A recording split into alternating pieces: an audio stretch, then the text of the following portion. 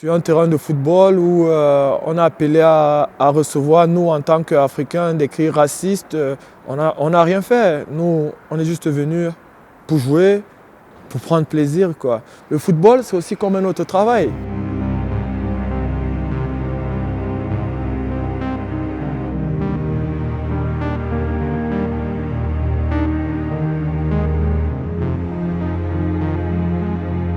Ce qui s'est passé avec Marega, ce n'est pas ce qu'on espère entendre lorsqu'on entre sur un terrain de football. D'être hué de cris de singe, d'être traité de poseur de bombes, que quelqu'un se lève, un fan commence à te lancer par exemple une chaise. Ça vous montre à quel point ça a atteint un autre niveau, quoi.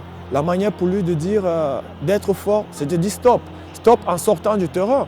C'est la seule manière qu'il peut s'exprimer. S'il ne le faisait pas, s'il restait toujours, continuait à crier, ça veut dire qu'il y a une libération totale de cette minorité de racistes sur le terrain. Si une situation pareille arriverait, comment se comporter? Que faire? Les coéquipiers, il va lui dire, comme je disais tantôt, il va dire, sois fort, reste calme, ça va passer, tu vois. Mais ce qu'il ne se rend pas compte, c'est que lui, à l'intérieur de lui, il y a quelque chose qui jaillit, il y a quelque chose, il y a une émotion, tu vois. Tu te fais insulter, donc il faut cette solidarité-là au sein d'une équipe. Il faut qu'on apprenne à une équipe comment se comporter face à ce genre de situation.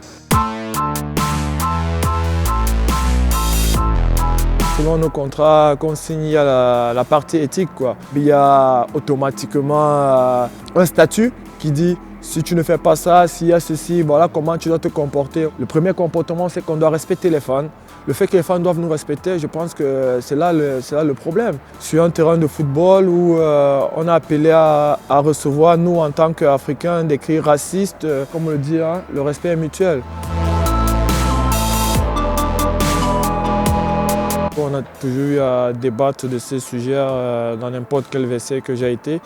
Au fur et à mesure que les années avancent, c'est comme si ces actions se multiplient.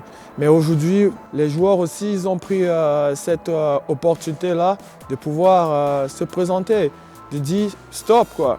On ne veut pas dire ouais, il faut être fort, il faut être fort. Comment être fort? Pour être fort, il faut accepter de se lever et dire stop, c'est celui-là qui est fort, quoi.